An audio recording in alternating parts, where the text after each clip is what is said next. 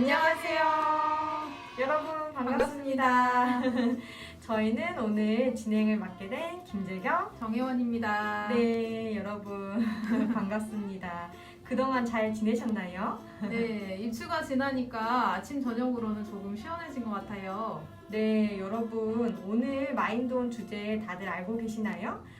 오늘 마인드온 주제는 대화의 기술인데요. 네, 최근 회원분들과 상담을 하다 보니 그 대인관계에서 대화가 어렵다는 얘기를 종종 듣게 되어서 오늘 이 주제를 준비해 보았습니다. 네, 오늘은 대화가 고민인 분들의 사연도 들어보고 대화의 기술도 알려드릴 예정입니다. 그럼 첫 번째 고민 사연 한번 들어볼까요? 네, Y님의 사연입니다. 저는 대화를 할 때 어떤 말을 해야 할지 모르겠어요. 또 제가 말을 하게 되면 상대방의 반응이 어떻게 나올까 두려워서 말을 못하겠습니다. 어떻게 해야 대화의 기술이 늘어날까요? 라고 보내주셨습니다. 네, 맞아요. 대화를 잘 한다는 게 참 어려운 일이죠. 네, Y님처럼 대화가 고민인 분들이 많으신 것 같아요. 그래서 저희가 오늘 다양한 대화의 기술을 준비해 보았습니다. 혹시 선생님도 대화 때문에 고민해 보신 적이 있으신가요? 네, 저도 자주 고민하는 주제가 바로 대화인데요. 혼자 있을 때 제가 과거에 대화했던 장면을 좀 곱씹어 보면서 그때 이렇게 말할 걸 이렇게 아쉬워하거나 아니면은 아까 그 말을 좀 괜히 했다라고 후회한 경험도 되게 많아요. 대화를 잘 하는 게 원래 이렇게 어려운 건지 모르겠어요, 선생님. 네. 한국인은 서양인에 비해서 직접적이기보다는 간접적인 표현을 많이 구사한다고 합니다. 그래서 상대방의 이야기를 듣고 그 사람의 의도를 알아챈 다음에 거기에 맞는 대답을 하기가 참 어려운 것 같아요. 맞아요. 물론 사람의 성격이나 상황이나 대화 상대에 따라 차이가 있을 수는 있지만은 오늘은 일반적으로 대화를 잘 할 수 있는 기술을 알려드릴 예정이거든요. 그럼 첫 번째 기술부터 한번 알아볼까요? 네. 첫 번째 대화 기술은 대화 준비하기입니다. 대화를 시작하기 전에 준비할 게 있다는데 어떤 걸까요? 네, 대화의 시작은 바로 여러분 인사죠. 저는 인사가 대화의 시작이기도 하지만은 평소에 사람들한테 나를 긍정적으로 보여줄 수 있는 행동이라고도 생각을 해요. 그래서 여러분들도 프로그램 때 자주 마주쳐서 친해지고 싶은 회원분이 계시다라고 하면은 먼저 인사를 한번 건네보시면은 어떨까 하는 생각이 드네요. 네, 인사하기가 굉장히 기본적인 거라서 크게 생각하지 못하실 수 있는데 대화를 시작하는 데 있어서 중요한 요소인 것 같네요. 또 대화를 시작하기 전에 사용 중인 휴대폰을 손에서 내려놓거나 이어폰을 귀에서 빼는 등의 준비도 필요합니다. 혹시나 의자에 앉아 있다면 자세를 바로 하고 시선을 상대방 쪽으로 향하면 좋겠죠? 네, 맞아요. 이 대화할 때 그 대화할 자세를 준비하는 거 되게 중요한 것 같아요. 그래서 예를 들어서 제가 이야기를 하고 있는데 상대방이 이제 핸드폰만 자꾸 만지거나 핸드폰을 쳐다보거나 딴짓을 한 것 같다라고 느껴지면은 내 이야기에 저 사람이 집중을 안 하나? 이런 생각이 들어서 좀 기분이 나쁘기도 하고 말하고 싶지도 않아지는 것 같아요. 네, 이야기를 나누기 전에 대화 나눌 자세를 준비하는 게 중요하겠네요. 네, 맞아요. 그래서 이렇게 인사도 하고 자세도 바르게 고쳐서 대화를 할 준비가 되었다라고 하면은 이제 호감이 가는 대화를 나누면 좋겠잖아요. 네네. 호감이 가는 대화를 하려면은 어떤 기술이 필요할까요? 여러분도 다 알고 계시는 두 번째 대화의 기술은 바로 칭찬하기입니다. 네, 맞아요. 그래서 그냥 상대방을 마냥 칭찬하는 것보다 나는 평소에 당신한테 관심이 있습니다 라는 메시지가 나타나면 더욱 좋다고 해요. 예를 들어서 머리 스타일이 바뀐 상대방에게 머리 스타일 바뀌셨네요. 새로운 머리 스타일 너무 잘 어울리세요. 이렇게 칭찬을 하는 건데요.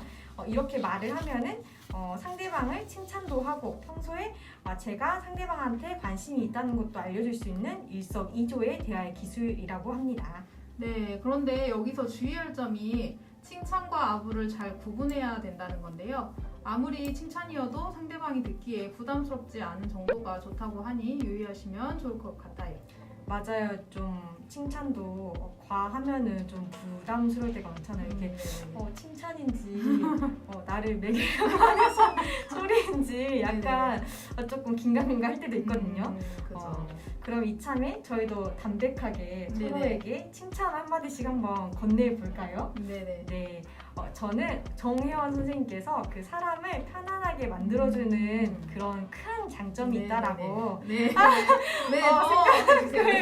네, 합니다. 네. 그리고 또 최근에 이렇게 또 머리 스타일이 이렇게 바뀌셨는데 바뀐 머리 스타일도 너무 잘 어울리시고 저희 팀에 이렇게 분위기 메이커 분들이 계신데 그 중에 또 큰 역할을 해주고 계시는 네. 선생님이십니다.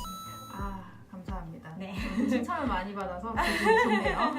네, 우리 옆에 계신 선생님도 평소에 일하시는 걸 보면 참 스마트하시다. 그리고 어려운 거를 아주 간단하게 딱 정리해서 잘 이렇게 리드를 해주신다라는 그런 생각을 많이 가져서 네, 본받을 점이 있는 것 같아요.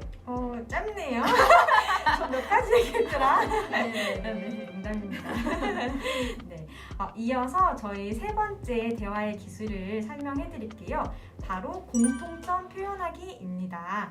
여러분도 대화할 때 상대방이 나와 같은 공통점이 있으면은 이야기가 잘 통했던 경험 모두 있으시죠? 네, 그래서 상대방이 나와 관심 분야가 같다면 나도 그 분야에 관심 있어요. 저도 그 노래 좋아해요. 아니면 저도 그 영화 봤어요. 라고 표현을 해보면 좋겠네요. 네, 맞아요. 그래서 여기에 팁을 하나 더 추가하자면은 대화할 때 상대방이 친밀감을 더 느낄 수 있도록 우리라는 그런 단어 표현을 사용해 보는 것도 좋을 것 같아요. 그래서 예를 들어서 그 그룹 인지행동 치료 프로그램 때 참여한 회원분을 오랜만에 다시 만난다라고 하면은 안녕하세요. 그 우리 지난달에 그룹 인지행동 치료 같이 참여했었는데 혹시 기억나시나요? 오랜만이시네요. 반갑습니다. 라고 이야기를 건네볼 수 있을 것 같아요. 다음으로 살펴볼 5번째 대화의 기술은 바로 수용하기입니다. 대화를 하다 보면은 내 이야기에 반대하는 의견을 들을 때도 있잖아요. 예를 들어서 친구한테 이야기를 했는데 그건 네가 잘못한 것 같은데? 이런 답을 들을 수도 있고요. 회의 때 제가 의견을 냈는데 근데 이것보다는 저게 낫지 않을까요? 라는 말을 들을 수도 있을 것 같아요. 네, 그런데 여기서 이렇게 내 말에 누군가 반대한다거나 지적을 한다면 순간적으로 기분이 나쁠 수는 있지만 대화를 잘하는 사람은 이런 비판을 잘 수용한다고 합니다. 지적이나 비판이라고 해서 무조건 부정적으로 반응하거나 기분 나빠할 게 아니라 잘 듣고 수용하는 자세가 필요하다는 건데요. 네, 맞아요. 그러면은 어떻게 하면은 이런 상황에서 좀 잘 수용할 수 있을지 연습을 한번 해볼게요. 네. 예를 들면은 저희가 같이 팀 프로젝트를 하는데 제가 우리 주제를 A로 하자. 이게 발표하기 좀 좋은 주제인 것 같은데? 라고 말을 했더니 다른 팀원이 나는 A를 다른 팀에서 많이 준비할 것 같아서 B 주제가 더 나은 것 같아. 라고 답을 한다면은 여러분 기분이 조금 나쁘죠? 이때 어떻게 대답하면 좋을까요? 무조건 내 말에 반대했다고 해서 바로 부정적인 감정이나 말투를 보이지 않고 예를 들면 그런 주제도 좋겠다. 그렇게 생각할 수도 있겠다. 아니면 두 주제를 놓고 같이 고민해보자 라고 얘기해 볼 수 있겠네요. 네, 맞아요. 사실 이런 말을 딱 그 반대되는 의견을 들었을 때는 기분이 나쁠 수는 있는데 대화를 또 잘하는 연습을 하려면은 기분이 나쁘더라도 바로 기분 나쁜 감정을 표출하기보다 일단은 상대방의 의견을 조금 듣고 나서 제 생각을 정리해서 다시 한번 표현하는 게 중요한 것 같아요. 그래서 이런 수용하기가 잘 훈련이 되면은 대화 때문에 상대방과 자주 다투시는 분들, 대인관계 갈등이 있으신 분들한테 조금 도움이 되지 않을까 싶습니다. 다음으로 6번째 대화의 기술은 진심을 담아 솔직하게 말하기입니다. 과장되지 않은 솔직한 말이 때로는 신뢰감을 줄 수도 있고 대화 분위기도 긍정적으로 만드는 것 같아요. 네, 이게 중요한 게 또 우리 좋아하는 사람한테 고백할 때도 진심을 담아서 좋아한다 라고 말하면은 그 마음이 더 잘 전달이 되잖아요. 네, 그래서 이런 상황처럼 면접을 보거나 사과를 하는 등 다양한 상황에서도 꼭 필요한 자세인 것 같아요. 네, 그렇습니다. 네, 그래서 좀 솔직하게 네네. 면접 볼 때도 내가 왜 이 회사에 지원을 하게 됐는지 사과할 때도 좀 진심을 담아서 네, 이런 자세를 좀 갖춰가지고 대화를 하면은 좋을 것 같아요. 이어서 7번째 대화의 기술을 살펴볼게요. 네, 다음 기술은 롤모델을 정하고 따라하기입니다. 우리가 나만의 롤모델을 다양한 방면으로 만들어 볼 수 있잖아요. 나는 저 사람처럼 말을 차분하게 하고 싶어 라는 사람이 있다면 잘 관찰하고 따라해 보는 거죠.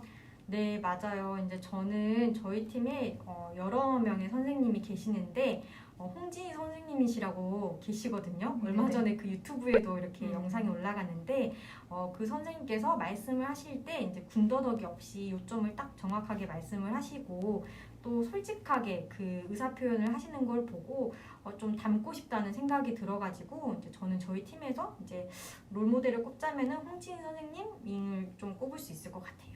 네, 그렇군요. 여러분도 롤모델을 정해서 관찰하고 따라해 보시는 방법 추천해 드릴게요. 네, 저희 다음으로 8번째 대화의 기술을 좀 알아보기 전에 사연 하나 더 소개를 해드릴게요. 제이님께서 보내주신 사연입니다.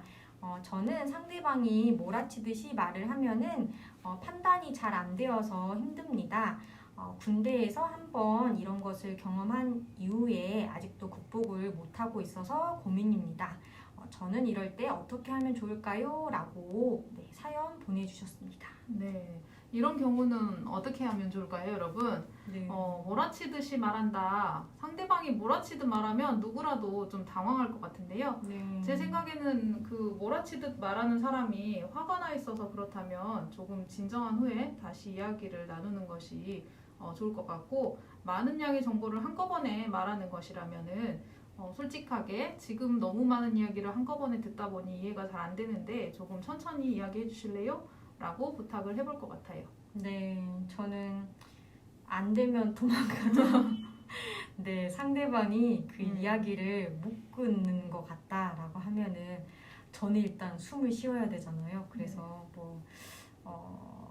네, 그냥 당장 그 상황을 모면하는 거이긴 하지만은 물을 마시겠다, 화장실을 가겠다라고 해서 일단 저에게 한번 이렇게 좀 쉬어가는 시간을 좀 줄 필요도 있지 않나 싶은 생각이 드네요. 네, 서로에게 좀 시간을 주는 게 필요하겠네요. 맞아요. 좀 칭찬도 과하면은 좀 부담스러울 때가 많잖아요. 이게 칭찬인지 나를 매기려고 하는 소리인지 약간